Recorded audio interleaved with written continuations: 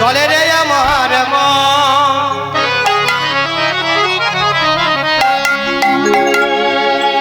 ওই না মধুর বৃন্দাবন যমুনার ধারে ধারে তোমাদেরই চলে রে আমার ওই রাধে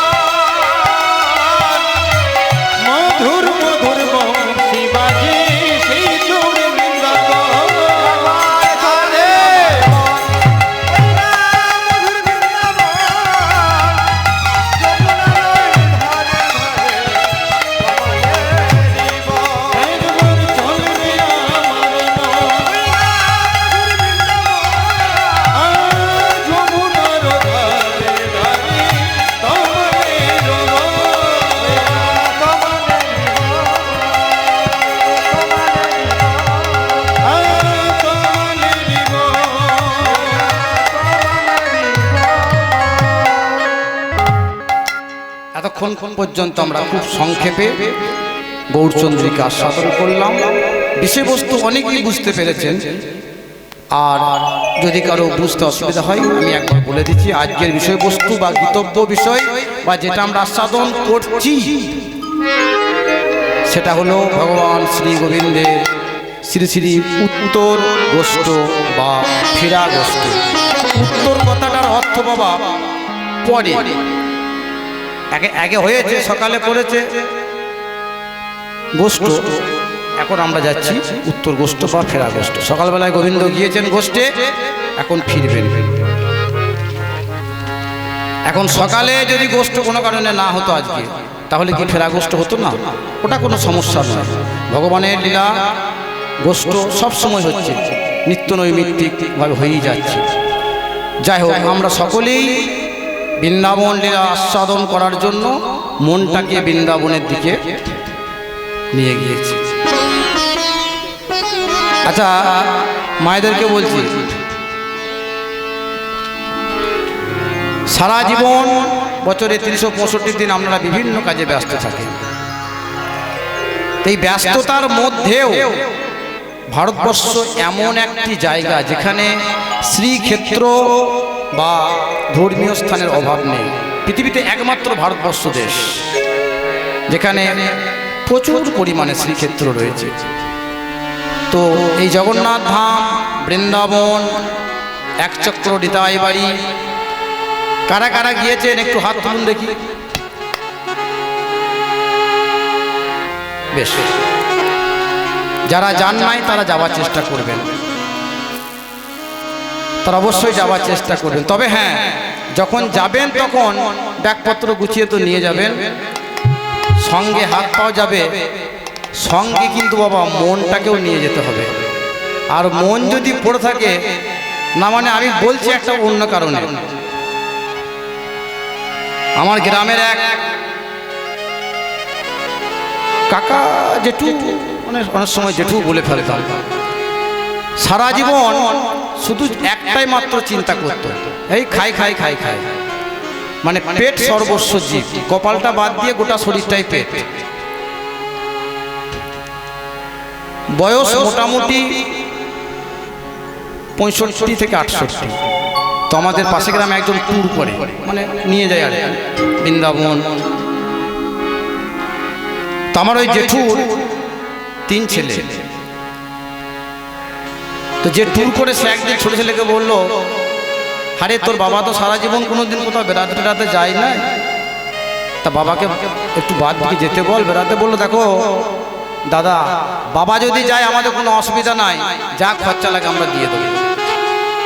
আর বাবা ছিল অত্যন্ত পরিমাণে কিপ্টে লোক, অত্যন্ত পরিমাণে কিপ্টে। আপনি বলুন, সারাদিন চৌহাট্টা থেকে বাজার করে বিকেলে ঘরে ফিরে আসতে, ঘরে জল খেয়ে যাবে, আবার এসে জল খাবে, এত কিপ্টে লোক ছিল। তো জেঠু দেখছে যদি ছেলেরা পয়সা দিয়েছে আমার যেতে কোনো অসুবিধা নাই। তা প্রথম বাড়ি চলে গেল মায়াপুর নবদ্বীপ। বললো, বেশ, তাহলে তোরা যখন বলছিস তোদের কথা কি আর না করতে পারি? আসলে তা নয়, ছেলে খরচাটা দেবে বলে বলছি, তোদের কথা কি না করতে পারি? চল ঘুরে আসি। এবার নবদ্বীপ মায়াপুরে গিয়েছে, 1 বাস লোক গিয়েছে, বিভিন্ন জন ঠাকুর দেখে বেড়াইছে। এবার বুঝুন আমি কেন বললাম মনটাকে নিয়ে যেতে হবে। ওই যেটার একটা কাঠের ব্যবসা আছে, মানে কাঠ মেশিনে জামা রয়েছে, কাঠও বিক্রি করে, তারপরে ওই জ্বালানি কাঠও বিক্রি। দোকানটা হচ্ছে পাড়ুই, আমাদের ওখানে পাড়ুই বলে জায়গা আছে সেখানে। এবার বাকিরা ঠাকুর দেখে বেড়াইছে, 4 জায়গায় মাথা ঠুকছে, ইয়ে করছে। আর জেঠু যে দেখছে সেখানে 100 টাকা ডজন ধরুন গামছা পাওয়া যাচ্ছে, গামছা। ও দেখছে এই সুযোগ হাতছাড়া করলে হবে না। এখন 5 থেকে 7 ডজন গামছা আর এই 40-50 টাকা দামে শাড়িও পাওয়া যায়। সে শাড়ি কিছু কিনে বাসের ছাদে ভালো করে বেঁধে ঘর নিয়ে চলে এলো। তারপর পাড়া প্রতিবেশী অবাক যে এই লোক বেড়াতে গিয়েছে, এসে বলবে, হাগো ঠাকুর কেমন দেখলি দাদা? এই গ্রামে যারা বৌমা বা অল্প বলে, ঠাকুর দারুণ ঠাকুর, এটা দেখলাম না, শুধু দেখি নাই, ঘরকে নিয়েও এসেছে। বললে, ঘরকে নিয়ে এসেছে? গ্রামের লোকে তো অবাক। বললে, ঘরকে যখন নিয়ে এসেছে তখন তো ঘরে গিয়ে দেখতে হয়। বলে, হ্যাঁ, ঘরে ঘরে সব যাও, দেখো বৌমালা সব নিয়ে বসে আছে। দেখছে গামছা শাড়ি যেগুলো কিনে এনেছিল সে বৌমাগালা তখন বেচতে শুরু করেছে বেশি দাম। মায়াপুর নবদ্বীপে ঘটনা হলো। পরের বছর যাবে কাশী, ট্যুরওয়ালা গিয়েছে, বড় ছেলেকে, আরে তোর বাবা তো গত বছর মায়াপুর নবদ্বীপ গিয়েছিল, তো এবারে কাশী যাবো, যদি পাঠিয়ে দিস। এ দেখো দাদা, বাবা যদি যায় আমাদের কোনো অসুবিধা নাই, যা খরচ লাগে দেবো। বাবা দেখলে খরচা আমার করতে যাবে। বলে, হ্যাঁ হ্যাঁ, তোরা পাশের গাঁয়ের ছেলে, তোদের সঙ্গে যাবো না, তা কাদের সঙ্গে যাবো? কোথায় যাবি তোরা? বলে, কাশী। বলে, কাশী টাশি যেখানে যাবি চল, ও আমার নামটা লিখে দেখা। কাশী গিয়েছে, কাশী গিয়ে সবাই ঠাকুর দেখে বেড়াইছে। আর এই ভদ্রলোক তখন দেখবেন বাবা, কাশী শ্মশান এমন একটি শ্মশান, কোনো সময় আগুন নেবে না, সব সময় অহরহ শবদাহ আসতে আছে, পুত্তি আছে। তখন এই ভদ্রলোক সেই শ্মশানের সামনে গিয়ে প্রচন্ড কাঁদছে। তখন যে ট্যুরওয়ালা নিয়ে গিয়েছিল সে মনে মনে ভাবছে, কাকার এতদিনে চৈতন্য ফিরেছে, এতদিনে যখন চোখের জল বেরিয়েছে তখন চৈতন্য ফিরেছে। কাকা, হ্যাঁ বাবা বল, তুমি কাঁদছো এই শ্মশান থেকে? বলে, বাবা তোর সঙ্গে যদি এই কাশীতে না আসতাম তাহলে বুঝতে পারতাম না আমি জীবনে কত বড় লোকসান করেছি। বলছে, কত বড় লোকসান করেছি মানে? বলছে, তোর সঙ্গে এসে আমি বুঝতে পারলাম আমি সারা জীবন কত লোকসান করেছি। বলছে, কেন? বলছে, আমি যদি আমার কাঠের দোকানটা পাড়ুয়ে না করে এইখানে করতাম, আমার সারা জীবনে বহু কাঠ বিক্রি হতো।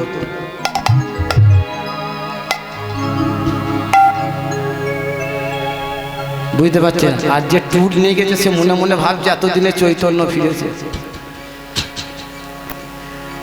পরের বার যখন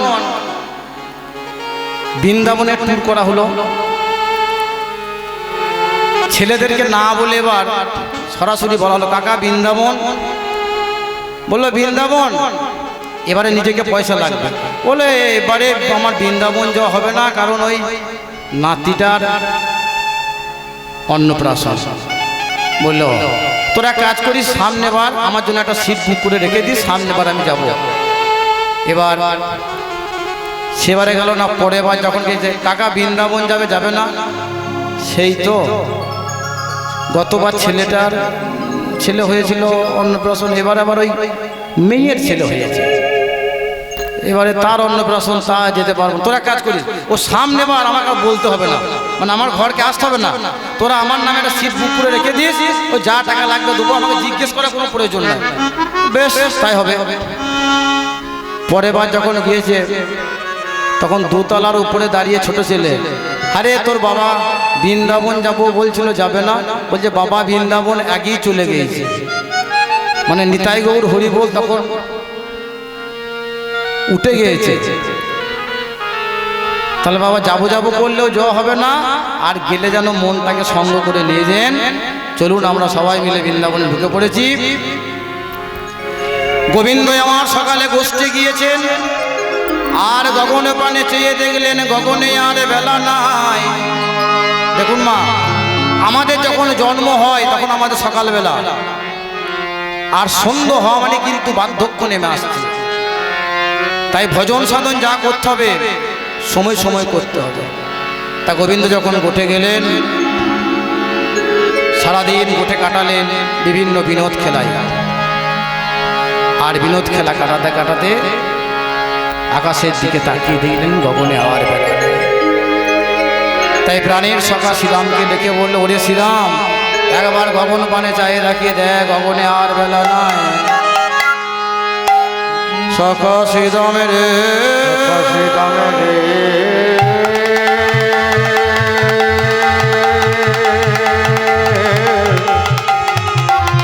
আয়ে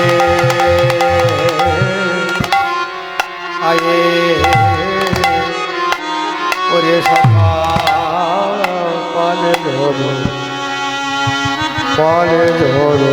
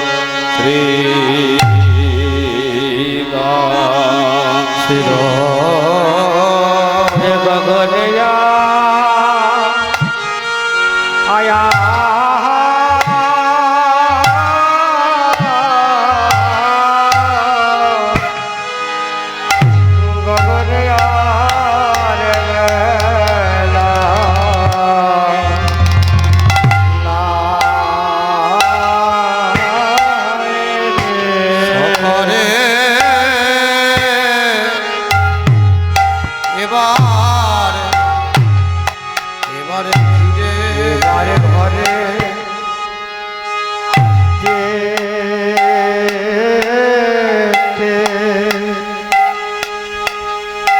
যেতে হবে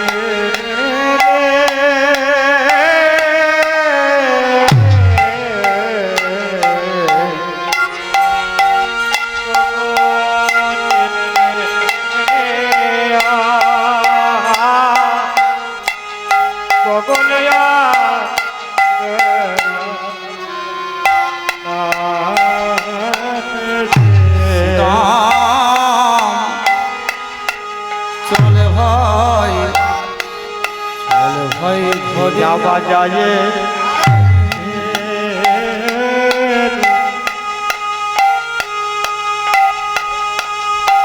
হবে ভাই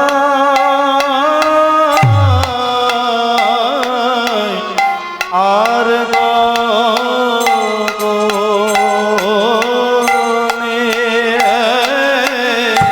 আর গগনে বেলা আয় ভাই দিল দিলমণি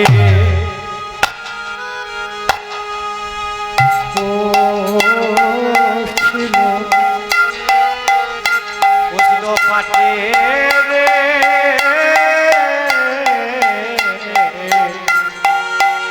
এবার ঘরে এবার ঘরে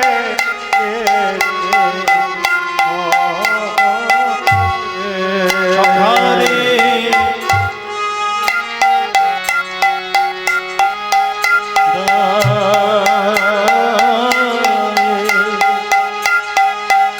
আছে ভাই আর গগনে আর গগনে বেলা না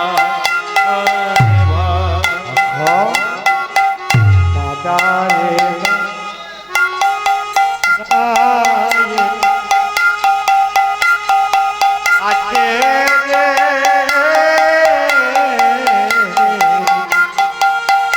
আশা পথে আমাদের আপথে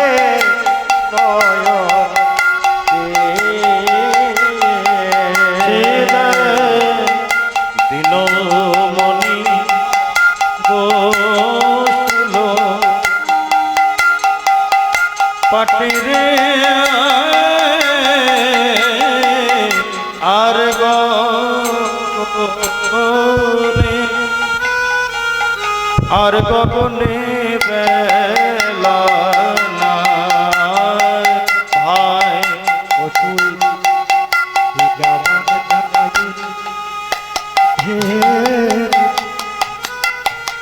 হেতু ফিরা ভাই গগনে বলে গগনে আর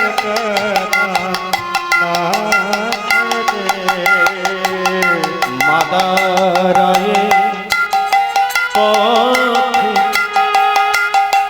আছে ভাই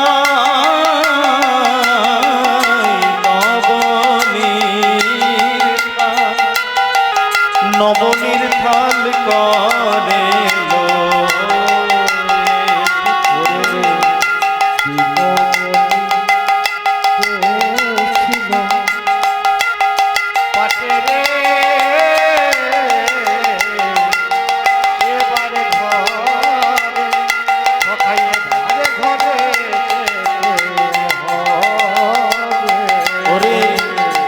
আধার হলে পথ রবি ভাই এবার ঘরে এবার ঘরে ফিরে চল ভাই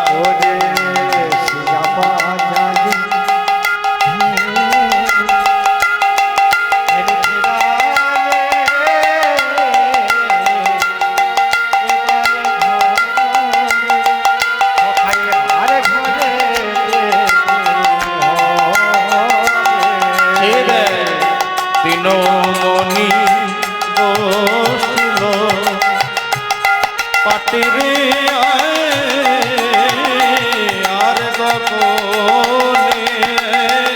আর গগনে বেলা নাই ভারে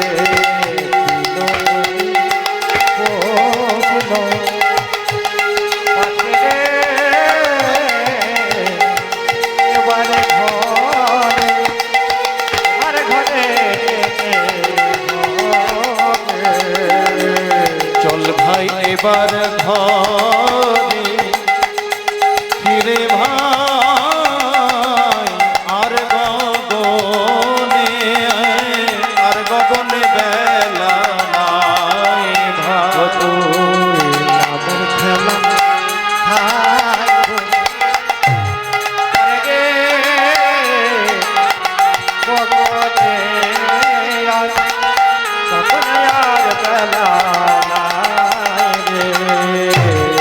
আধার হলে পথ রবি ভাই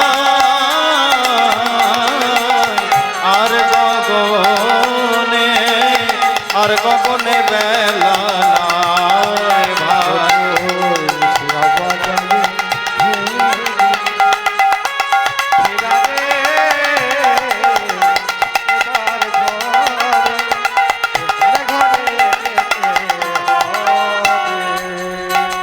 মাদারায়ে পথে আছে ভাই এবার ঘরে ফিরে চল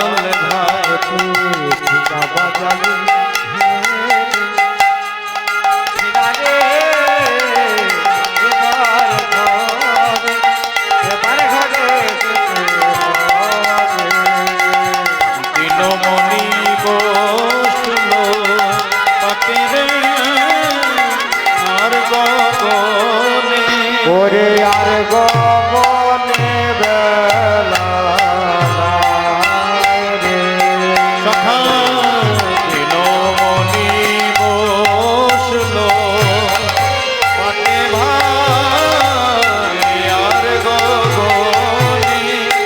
গগনে বেলা নাই ভাই বাবা যায় ঢেলো ফেরারে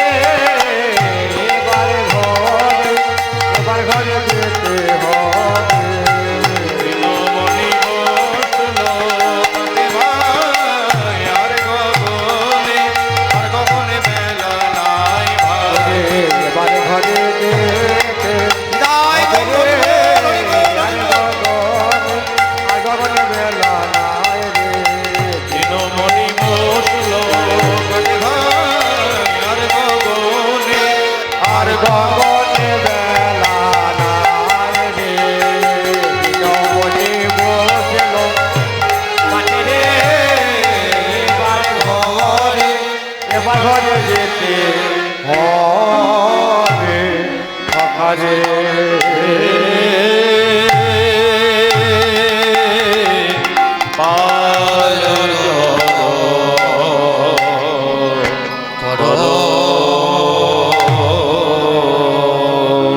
ওগো সনে দাও সিঙা স্থানে দাও সিঙা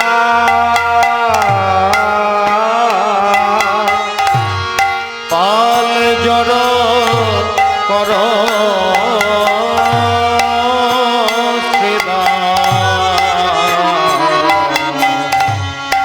ধান দাও সিঙা আর সখনে বিষম নাম করে মা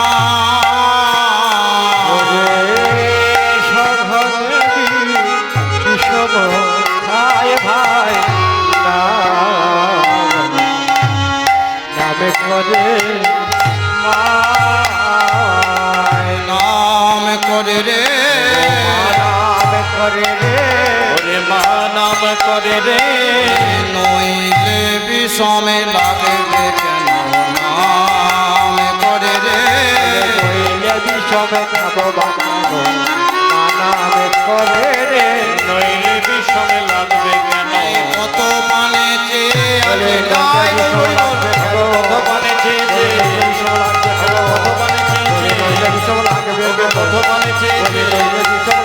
কেন নাম করে রে আর সঘন অঘন বিষ খায় ভাই নাম করে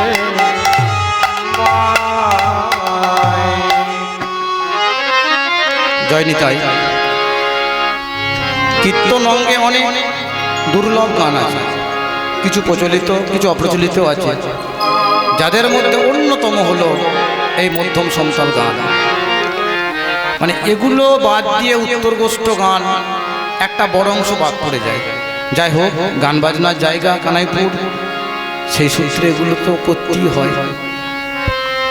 তাহলে গোবিন্দ আমার গোটে গেছেন, এবার গোটে ফেরার সময় প্রাণের সখা শ্রীরামকে ডেকে বলে, ওরে শ্রীরাম, গগনে একবার তাকিয়ে দেখ, আজ যে বেলা নাই। দেখুন মা, কিছু কথা কিন্তু জানতে হবে আপনাদেরকে, এবং সেগুলো রাখতে হবে। যেটুকু রাখবেন সেটাই লাভ।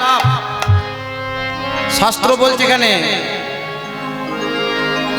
প্রাণের সখা শ্রীরাম। গোবিন্দের অনেক সখা ছিল, তাই তো বাবা? শ্রীরামকে বলা হচ্ছে প্রাণের সখা, মরম সখা হচ্ছে সুদাম, বিদূষক সখা হচ্ছে মধুমঙ্গল। মধুমঙ্গলের চেহারাটা দেখবেন, তাকে দেখলেই হাসতে মন হয় মানুষের। আর সুহৃদ সখা হচ্ছে সুদামা। এই সুদামা জীবনে আপনারা প্রত্যেককে জানেন কিভাবে দিন চালাতো। ভগবান যখন দ্বারকায় রাজা হলেন, এদিকে সুদামা তার ছেলেপুলেদেরকে নিয়ে সংসার চলে না। তখন সুদামার স্ত্রী সুশীলা দেবী একদিন বলল, ওগো স্বামী, আমাদের তো দিন আনা দিন খাওয়া ব্যাপার, প্রত্যেক দিন ভিক্ষা করে আমরা সেবা করি, তা তোমার কি এমন কোনো বন্ধু নাই যে তোমায় একটু সাহায্য করতে পারে?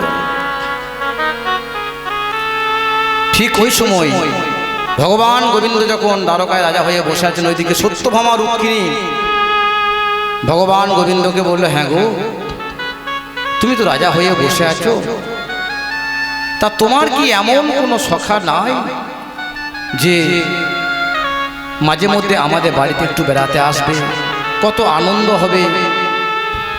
তাহলে একদিকে সুশীলা দেবী বলছেন সুদামাকে, হ্যাঁ গো, তোমার কোনো বন্ধু নাই যে আমাদেরকে একটু সাহায্য করতে পারে? একবার তাকিয়ে দেখো ছেলেগুলো, যারা দুমুঠো পেট ভরে খেতে পর্যন্ত পায় না। সত্যভামা রুক্মিণী যখন বললেন গোবিন্দকে, গোবিন্দ বললে, হ্যাঁ রুক্মিণী, আমার এক সখা আছে, তবে সে অত্যন্ত গরিব, যার জন্য হয়তো লজ্জায় আমাদের বাড়ি আসতে পারে না। রুক্মিণী সত্যভামা বললে, প্রভু, সে আসতে না পারুক, আপনি যাবেন, আপনি তাকে সাহায্য করবেন। ভগবান গোবিন্দ বলল, আচ্ছা বেশ, তাই হবে। একদিন ভিখারির ছলনা করে ভগবান গোবিন্দ এলেন সুশীলা দেবীর কাছে ভিক্ষা চাইতে, আর এইদিকে সুদামা গেছে ভিক্ষা করতে। মা, চারটি ভিক্ষা দেবেন।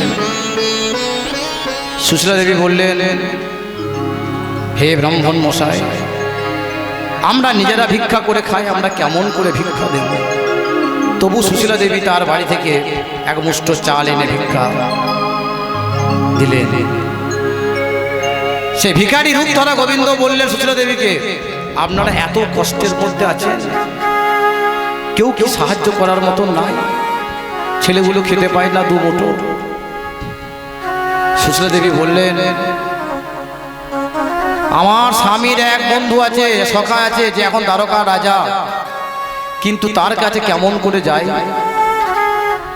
আমার স্বামী যে কাপড়টা পরে, একটা জীর্ণ ছেঁড়া কাপড়, একবার করে সেলাই করে আর পরে। ভগবান গোবিন্দ চলে গেলেন, এদিকে সুশীলা দেবী তার স্বামীকে বললেন, ওগো স্বামী, একবার বন্ধুর বাড়ি থেকে ঘুরে এসো, যদি কিছু সাহায্য করে। সুদামা বলল, সুশীলা, এতদিন পর বন্ধুর বাড়ি যাব, আমি কি শুধু হাতে যাব? বললো, তুমি যদি যাও আমি তোমার জন্য যাওয়ার ব্যবস্থা করে দেব। মন দিয়ে শুনুন মা কথাগুলো। সুশীলা দেবী 5 বাড়ি থেকে 5 মুষ্টি চাল অথবা 5 মুষ্টি চিড়ে এনে দিলেন সুদামাকে। আর সুদামা কৃষ্ণ নাম গুণগান করতে করতে চলে গেলেন বন্ধুর বাড়ি। যেই দরজায় প্রবেশ করবে অমনি দারোয়ান বললে, তুমি কোথা থেকে এসেছো? বলল, তোমাদের রাজা আমার বন্ধু। বলে, তাই আবার হয়, আমাদের রাজা তোমাদের বন্ধু? অন্তর্যামী ভগবান সিংহাসন থেকে বসে বসে বুঝতে পারলেন আমার সখা সুদামা এসেছে। এই সুদামা হচ্ছে সুহৃদ সখা। কেন সেটা আমি বলছি দেখুন। ভগবান গোবিন্দ সিংহাসন ত্যাগ করে ছুটতে ছুটতে চলে এলেন রাজদ্বারে। আর রাজদ্বারে সে সুদামাকে কোলে জড়িয়ে দুই বন্ধু আলিঙ্গন। সত্যভামা রূপরূপ যখন ছুটতে ছুটতে গেলেন, কে এমন এসেছে যার জন্যে আমাদের স্বামী এত ছুটতে ছুটতে গেলেন? এই সুদামা যখন বাড়ি থেকে বেরোয়, তখন তার স্ত্রী সুশীলা দেবী সুদামাকে একটা কথা বলেছিল, যেটা আমি পরে বলছি। কি কথা? ওগো স্বামী,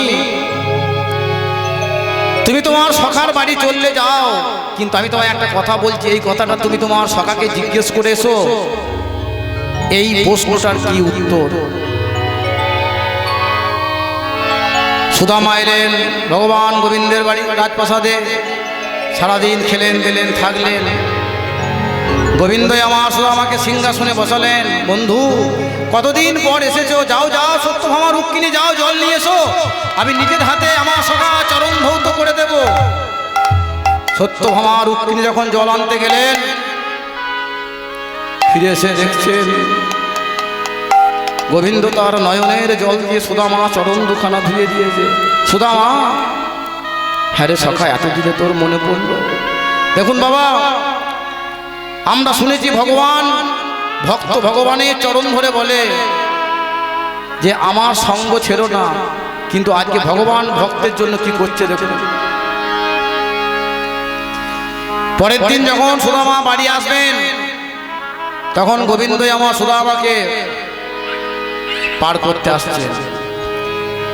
আর নদীর ধারে এসে বলছে, সুদামা তুই বাড়ি যা। আসো, বাড়ি গিয়ে ভাবিকে আমার প্রণাম জানাস। যেই বলেছে ভাবিকে প্রণাম জানাস, অমনি সুদামা চিৎকার করে বলে, কানাই রে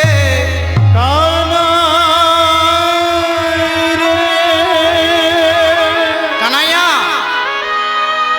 আমি যখন বাড়ি থেকে বেরোচ্ছিলাম, আমার স্ত্রী সুশীলা দেবী একটা প্রশ্নের উত্তর জানতে বলেছে তোর কাছে। বল বল সখা, কি প্রশ্ন? বলে, কি জানতে চাইছি জানিস?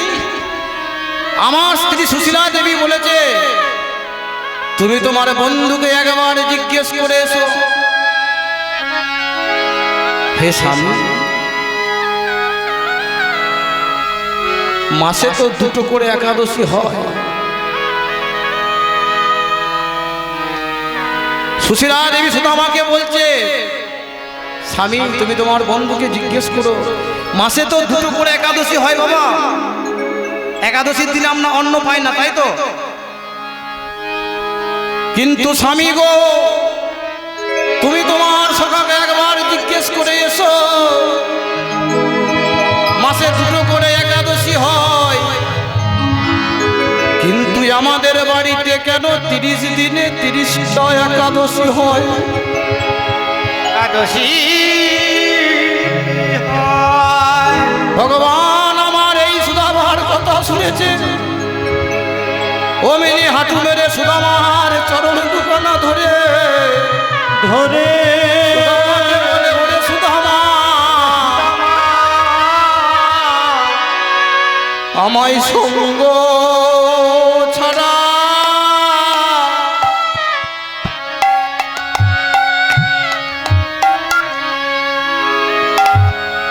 সঙ্গ ছাড়া করো না, করো না গো।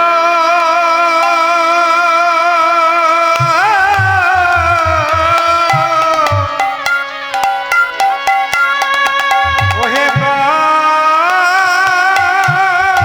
কৃষ্ণ,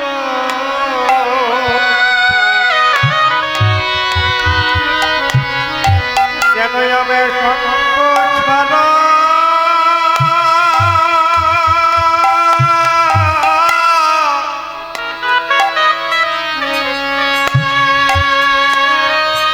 সঙ্গ ছাড়া কোনো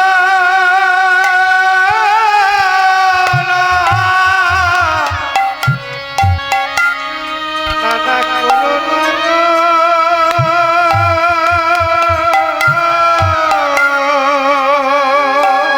ওরে সুদামা রে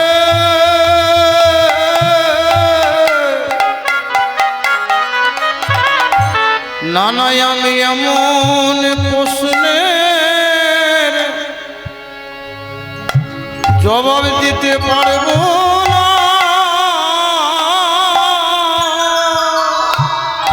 ওরে সীতারাম রে,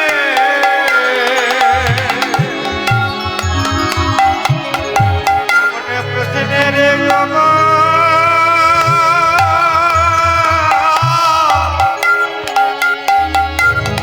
তোমার দিতে পারব না। আমি পারব না রে। সুদামা রে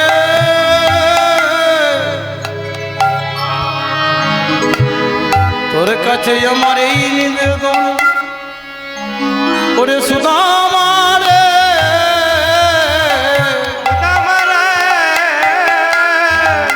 যেন জন্মে জন্মে সঙ্গে থাকি। ওরে সুদামা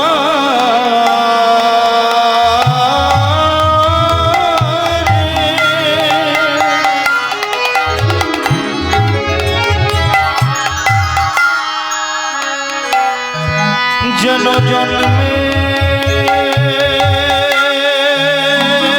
জন্মে সঙ্গে থাকি।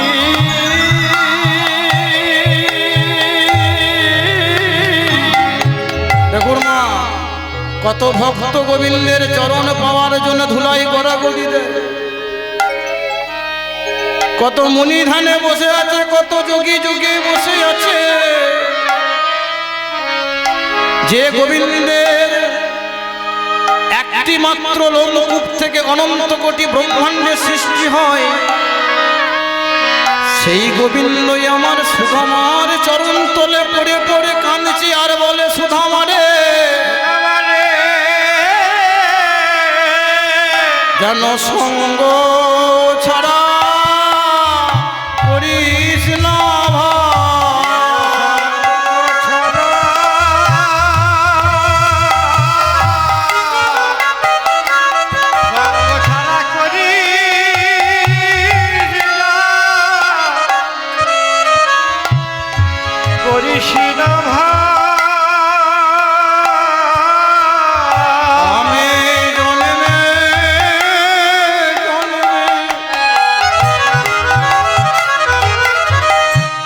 তোর সঙ্গ চাই ভাই সুদামা, যেন সঙ্গ ছাড়া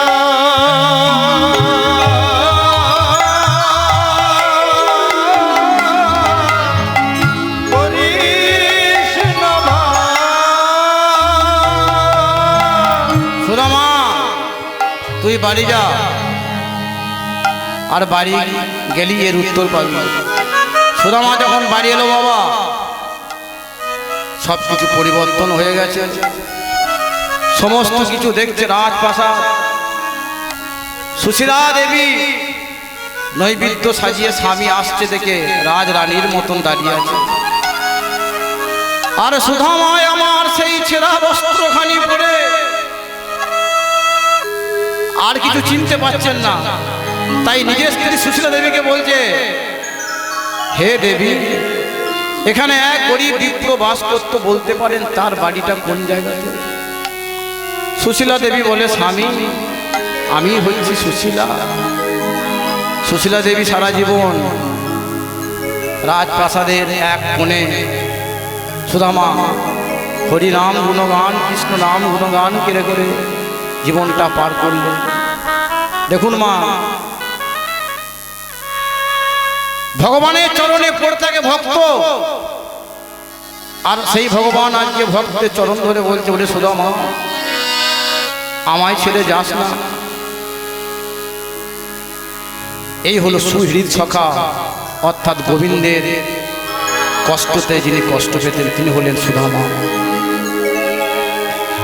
তাই প্রাণের সখা শ্রীরামকে বলে, ওরে শ্রীরাম, গগনে আর বেলা না, এবার চল বাড়ি যেতে হবে।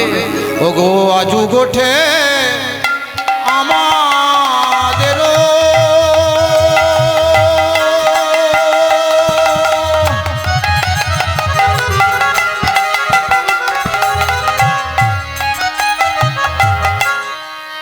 ও গো বিলম্ব দেখিয়া আজ গোঠে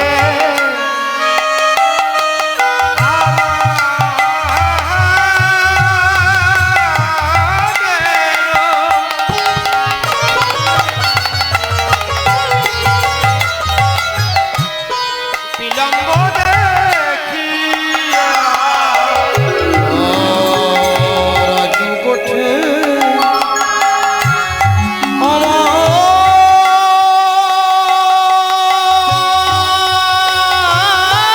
আমাদেরও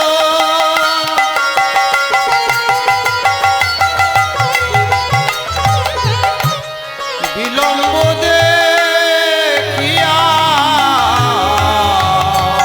আজ গোঠে আমাদের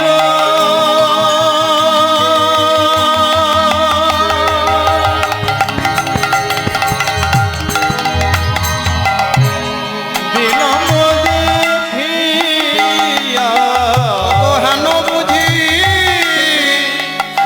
কাঁদে মাতা, মাতা পথ পানে চাইয়া। ওরে হেন বুঝি কাঁদে মাতা, পথ পানে যাইয়া। ও গো হেন বুঝি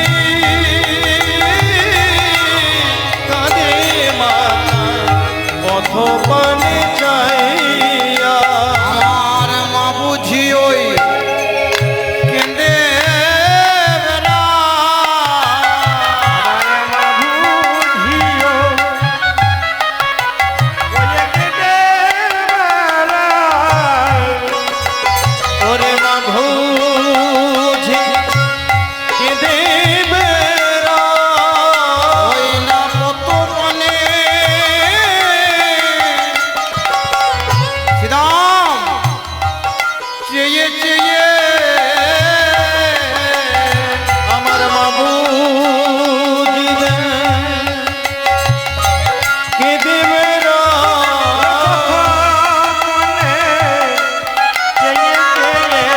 চলে রে সখা ফিরে চলে রে। চলে রে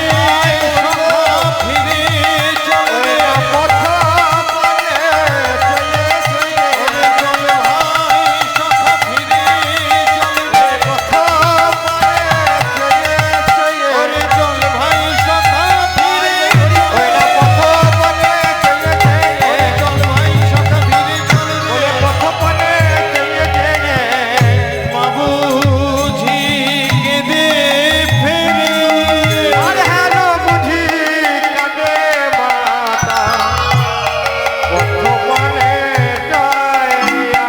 রাম চল ভাই, গগনে আর বেলা নেই, এবার বাড়ি চল।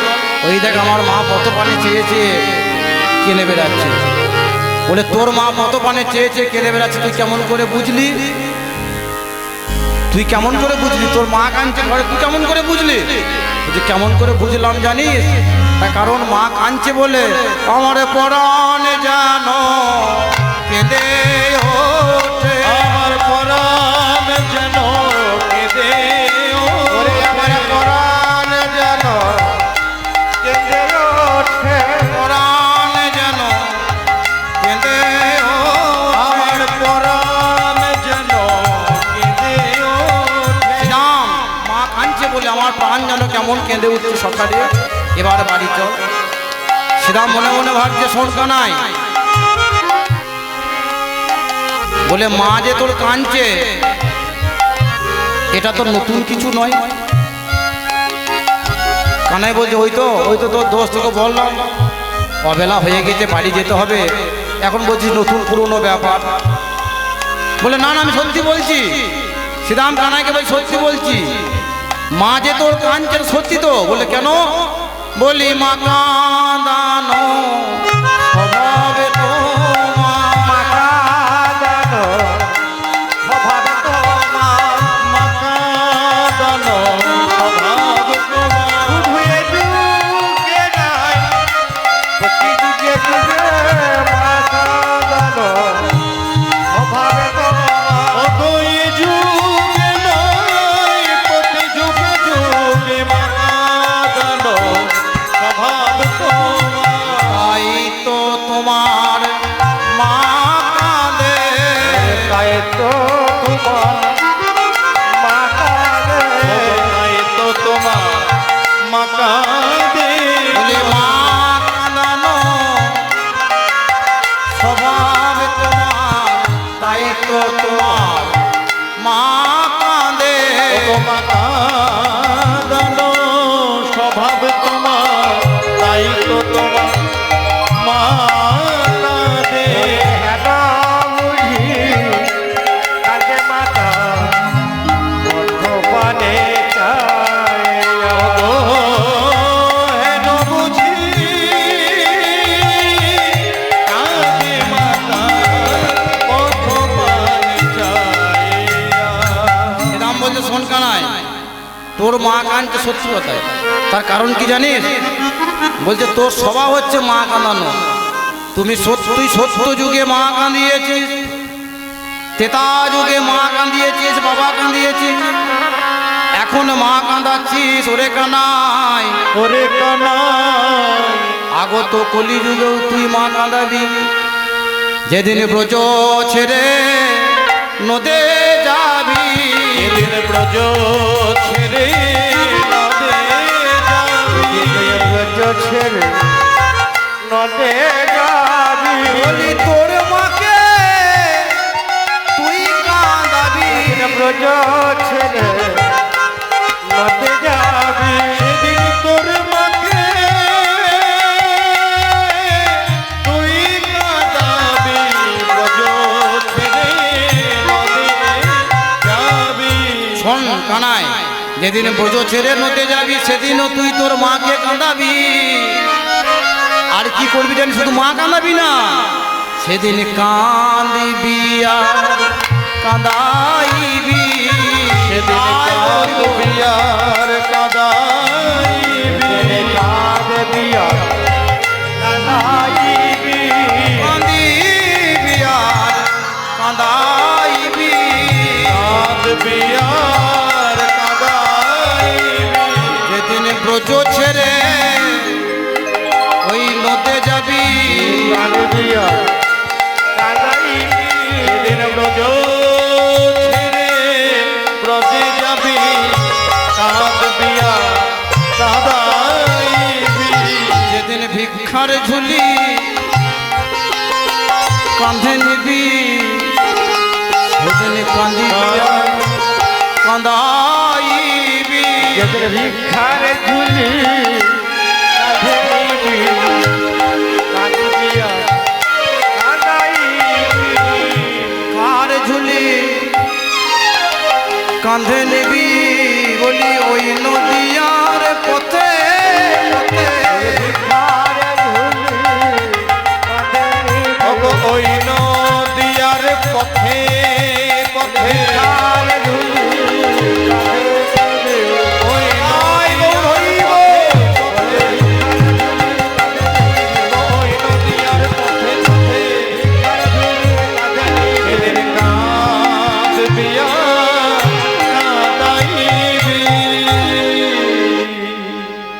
বললি শ্রীরাম আমি কান আর কাঁদাবো? বলে শুধু কানবি কাঁদাবি নয়, ওই নদীয়ার পথে পথে ভিক্ষা করবি আর ঘরে দরজা দরজায় গিয়ে নাম বিলাবি কানবি। তাই শ্রীরাম এবার বাড়ি চল, এবার বেলে অবসান হেরে চলে যায় ঘরে। বেলি অবসান হেরে চলো যায় ঘরে রে। বেলি অবসান দেখি চলে যায় ঘরে রে। আর মায়না দেখিলে পরাণ কেমন কেমন করে। ময়না দেখিয়া পরা কেমন জানি করে। দেখিয়া পরাণ কেমন জানি করে। জানি কেমন কেমন করে। প্রাণ আমার কেমন করে। প্রাণ যেন আমার কেমন করে। জানি সে প্রাণ আমার কেমন করে। চল রে সখা ফিরে চল রে, প্রাণ আমার কেমন করে। ওরে চল রে রে ভাই ফিরে চল রে প্রাণ আমার কেমন করে। সখারে গগনে আর বেলা না, এবার বাড়ি ফিরেছে। তুই এক কাজ কর, যত ধেনু আছে সমস্ত ধেনুগুলোকে এক জায়গায় জড়ো কর। শ্রীরাম বলল শঙ্কা নাই, আমাকে জড়ো করতে বলছিস ঠিক আছে, কিন্তু আমার ডাকে সব ধেনুগুলো এলেও একটি ধেনু আসবে না। দেখুন মায়েরা, আমাদের শরীরে কিন্তু 16খানা ধেনু আছে, তার মধ্যে একটা হচ্ছে কামধেনু। শ্রীরাম বলছে ওরে কানাই, আমার ডাকে 15টা পর্যন্ত আসবে, কিন্তু একজন আসবে না। তার থেকে তুই এক কাজ কর, তোর এই বেনুখানা একবার বাজিয়ে দে, যত ধেনু আছে সবাই চলে আসবে। তাই গোবিন্দ আমার কি করছেন, চাঁদ বদনে। তুই ভালো করে বুঝতো বাবা, এ হচ্ছে বৈষ্ণব কথা বলি, চাঁদ বদন। চাঁদ বদনে দেখুন মা, চাঁদের মধ্যে কি পাই আমরা? চাঁদে কি আছে? চকর পাখি চাঁদের দিকে ধাবিত হয় কিসের জন্য? সুধার জন্য, তাই তো বাবা? সুধা পান করার জন্য চাঁদের দিকে ধাবিত হয় চকর পাখি। তাহলে ধেনুগুলো সেই চাঁদ মুখে যখন বেনু শুনবে, সেই চকরের মতন সুধা পান করার জন্য তারা যেন ছুটে আসবে। তাই গোবিন্দ আমার কি করলেন, শ্রীরামের কথা মতন তার সেই বেলুখানা চাঁদ বদনে বাজাচ্ছে। চাঁদে মুখে বেনু ও বেরো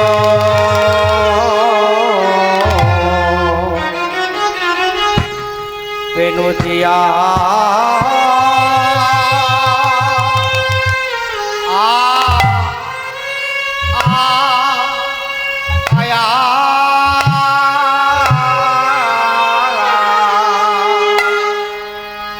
চাঁদে মুখে বেনুজিয়া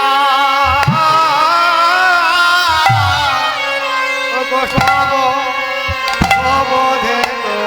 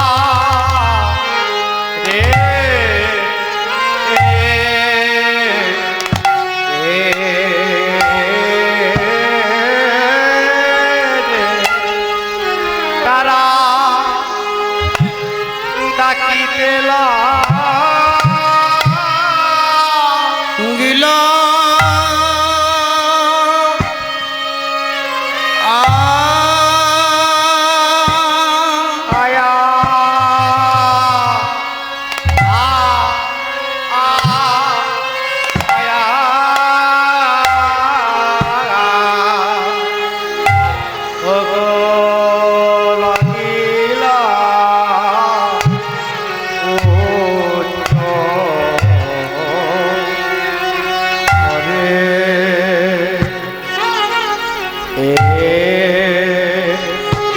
উচ্চয় স্বরে রে এ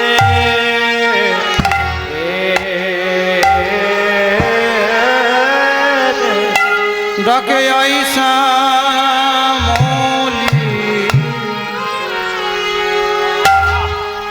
আইধ বলি বেনুতে ডাকে আই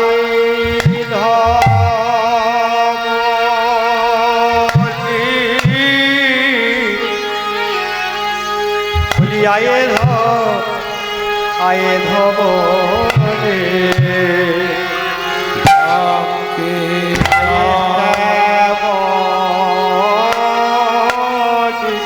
বেনুতে ডাকে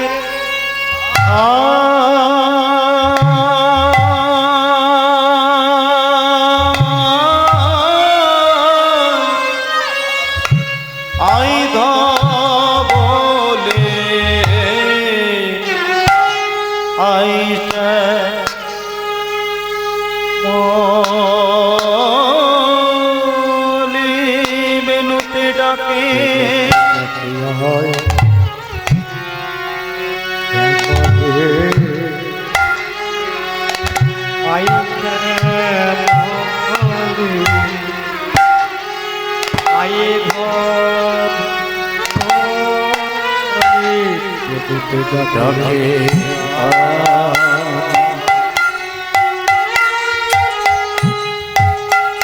আই ধবলি আইসে মলি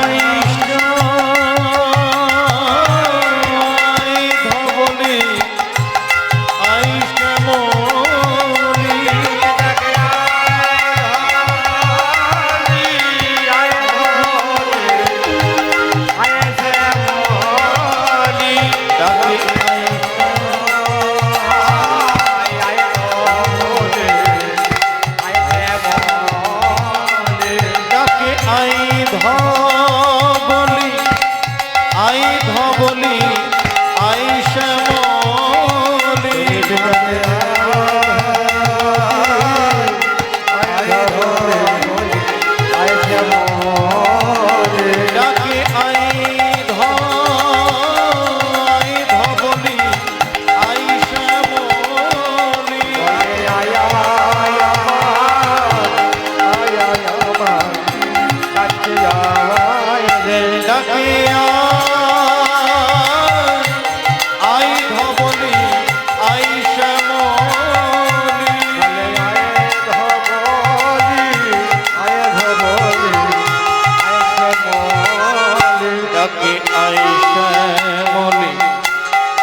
ধবলি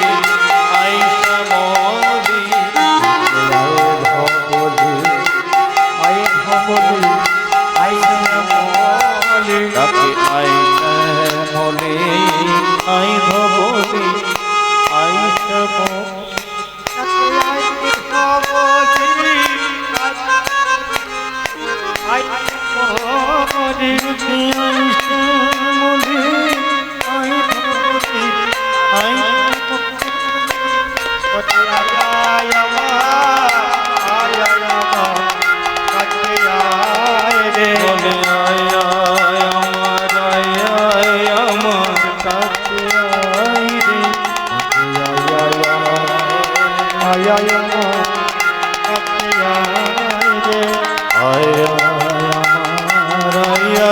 মায়েরা উলি তুলে দেন, মায়েরা উলি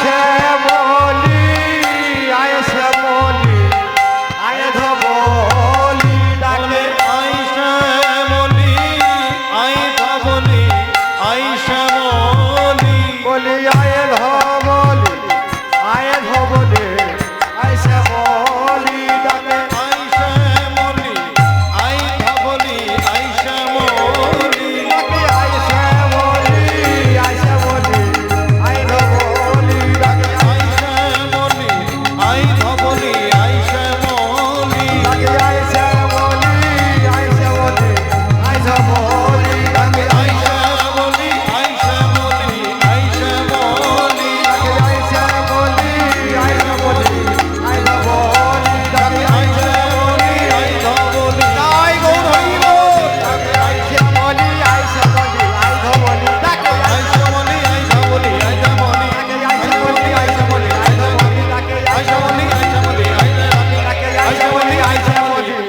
আয়